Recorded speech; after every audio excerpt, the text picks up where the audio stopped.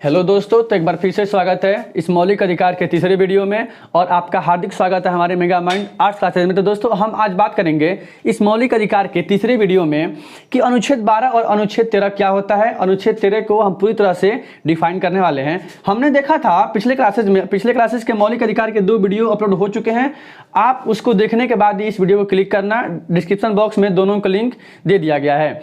हमने बात किया था कि मौलिक अधिकार क्या होता है और मानव अधिकार क्या होता है। हमने देखा था कि मानव अधिकार वो अधिकार है जो किसी जन्म के उपरांत जो मनुष्य को प्राप्त हो जाता है उसको बोलते हैं मानव अधिकार। मतलब एक मानव को मानव होने के नाते, एक मानव के मानव होने के नाते जो अधिकार प्राप्त होता है उसको बोलते हैं मानव अधिकार। हमने बताया था कि एमनेस्टी इंटरनेशनल का संबंध मानव अधिकार से, ये क्वेश्चन 12 में भी पूछा हुआ है कि एमनेस्टी इंटरनेशनल का संबंध किससे है। तो एमनेस्टी इंटरनेशनल का संबंध बाबू मानव अधिकार से है। और हमने बताया था कि मानव अधिकार दिवस कब मनाया जाता है। तो मानव अधिकार दिवस 10 दिसंबर को मनाया जाता है। हमने बात किया था। फिर हमने बात किया था कि मौलिक अधिकार क्या होता है। तो मौलिक अधिकार वो अधिकार है जो किसी देश के संविधान द्वारा उस देश में निवास करने वाले नागरिकों को प्रदान किया जाता है और वो देश की सीमाओं से बंधा होता है। यही अंतर होता है, क्योंकि मानव अधिकार देश की सीमाओं से बंधा हुआ नहीं होता है, मौलिक अधिकार देश की सीमाओं से बंधा हुआ होता है।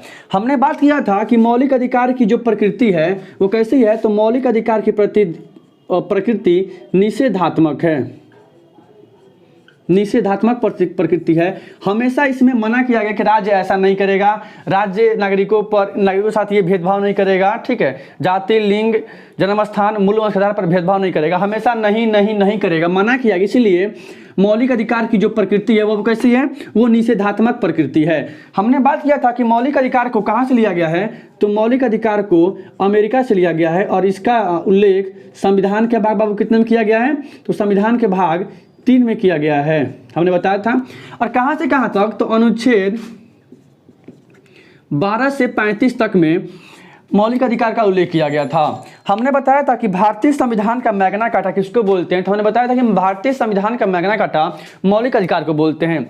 आज हम अनुच्छेद 13 की बात करेंगे। हमने कल अनुच्छेद 12 की बात कर चुका था। हमने बताया था अनुच्छेद 12 में राज्य शब्द को परिभाषित किया गया है और ये क्वेश्चन एग्जाम में बना हुआ है, निम्नलिखित में से किस अनुच्छेद में राज्य शब्द की परिभाषा है। तो अनुच्छेद 12 राज्य शब्द को परिभाषित करता है। राज्य का क्या अर्थ होता है। तो हमने मतलब बताया था राज्य आप भी बना सकते हैं, बस अर्थ ये होना चाहिए आपकी जो स्थापना हो, आपका जो निर्माण हो वो सरकार के द्वारा हो और केंद्र सरकार के द्वारा आपको प्रत्यक्ष या अप्रत्यक्ष तौर पे आय की प्राप्ति हो, इसे कहते हैं राज्य की संज्ञा दे सकते हैं। हमने ये पढ़ चुका था। आज बात करेंगे आपका इंपॉर्टेंट अनुच्छेद है अनुच्छेद 13। अनुच्छेद 13 अगर बात करें तो भारतीय संविधान का अनुच्छेद 13 भारतीय संविधान में सबसे महत्वपूर्ण अनुच्छेद है। ये क्वेश्चन खुद बना हुआ है। आपसे अगर कोई पूछ दे कि भारतीय संविधान का वह कौन सा अनुच्छेद है जो भारतीय संविधान का सबसे महत्वपूर्ण अनुच्छेद है, तो वो आपका आंसर होना चाहिए भारतीय संविधान का अनुच्छेद 13 पूरे भारतीय संविधान का एकदम इंपॉर्टेंट अनुच्छेद है।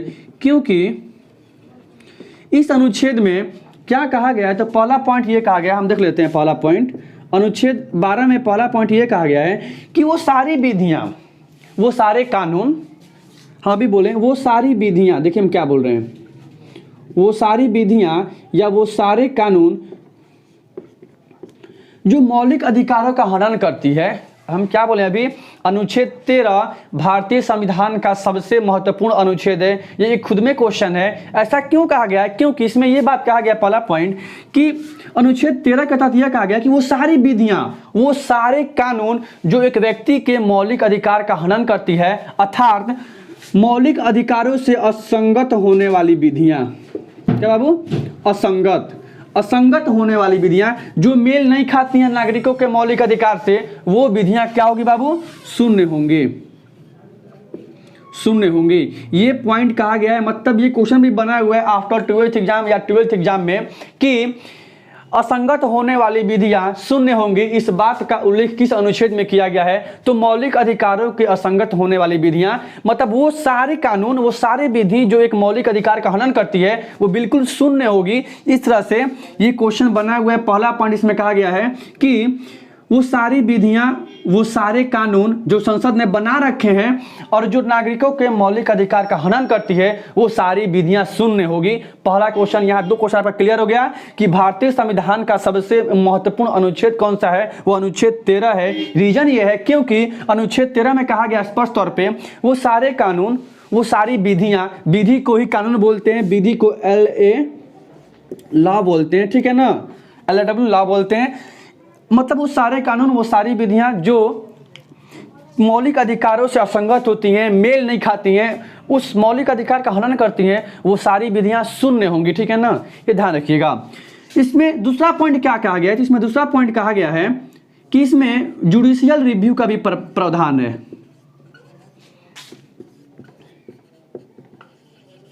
मतलब अनुच्छेद 13 में न्यायिक पुनर्वालोकन, देखिए कितना अच्छा शब्द है, न्यायिक पुनर्वालोकन, न्यायिक पुनर्वालोकन। मतलब अगर मान लीजिए किसी व्यक्ति के साथ न्याय हो जाता है, ठीक है ना, और उस पर अगर उस कानून के तहत उसको हमें फिर से अवलोकन करना हो, उसको बोलते हैं न्यायिक पुनर्वालोकन। मतलब अनुच्छेद 13 में न्यायिक पुनर्वालोकन की प्रक्रिया का उल्लेख किया गया। इसमें यह कहा गया है अगर कोई कानून किसी व्यक्ति के मौलिक अधिकारों का हनन करती है, अगर कोई कानून, अगर कोई विधि किसी व्यक्ति के मौलिक अधिकारों का हनन करती है तो अनुच्छेद 32 के तहत सुप्रीम कोर्ट, अनुच्छेद 32 के तहत सुप्रीम कोर्ट और अनुच्छेद 226 के तहत हाई कोर्ट को यह अधिकार है कि वो उस कानून को अवैध या निरस्त घोषित कर सकती है।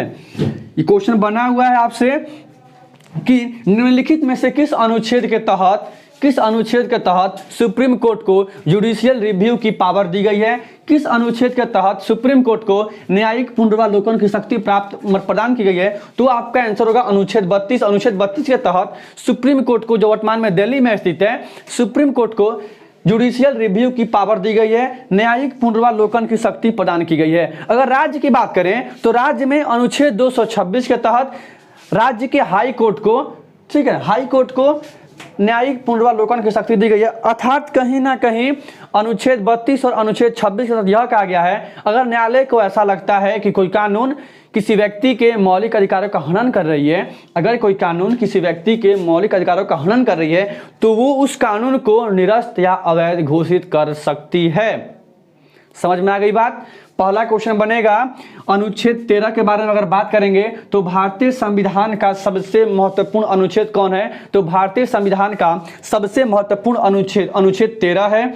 अगर बात करेगा कि न्यायिक पुनर्वालोकन की प्रक्रिया का उल्लेख, शक्ति का उल्लेख किस अनुच्छेद में किया गया है, तो वो अनुच्छेद 13 है। और अनुच्छेद 13 के तहत यह कहा गया है कि वो सारे कानून, वो सारी विधियां जो किसी व्यक्ति के मौलिक अधिकारों का हनन करती हैं, अनुच्छेद 32 के तहत सुप्रीम कोर्ट चाहे तो उस कानून को अवैध या निरस्त घोषित कर सकती है, मौलिक अधिकारों की रक्षा कर सकती है। और राज्य 226 के तहत हाई कोर्ट उस मौलिक अधिकारों की रक्षा करेगी और उस कानून को अवैध घोषित कर सकती है। तीसरा पॉइंट इसमें क्या कहा गया है अनुच्छेद 13 में, तो अनुच्छेद 13 में विधि शब्द को परिभाषित किया गया है। विधि, कानून, कानून होता क्या है, ठीक है ना, देख लीजिए, विधि या कानून शब्द को परिभाषित किया गया है। इसमें कहा गया है कि विधि किसे कहते हैं, कानून किसे कहते हैं, विधि अथवा कानून अथवा विधि। इसमें कहा गया है संसद अथवा राज्य विधानमंडल द्वारा। मतलब अगर केंद्र की बात करें तो केंद्र में बाबू क्या होता है, केंद्र में होता है लोकसभा और होता है राज्यसभा, ठीक है। राज्य की बात करें तो राज्य में होता है विधानसभा, एक होता है विधान परिषद,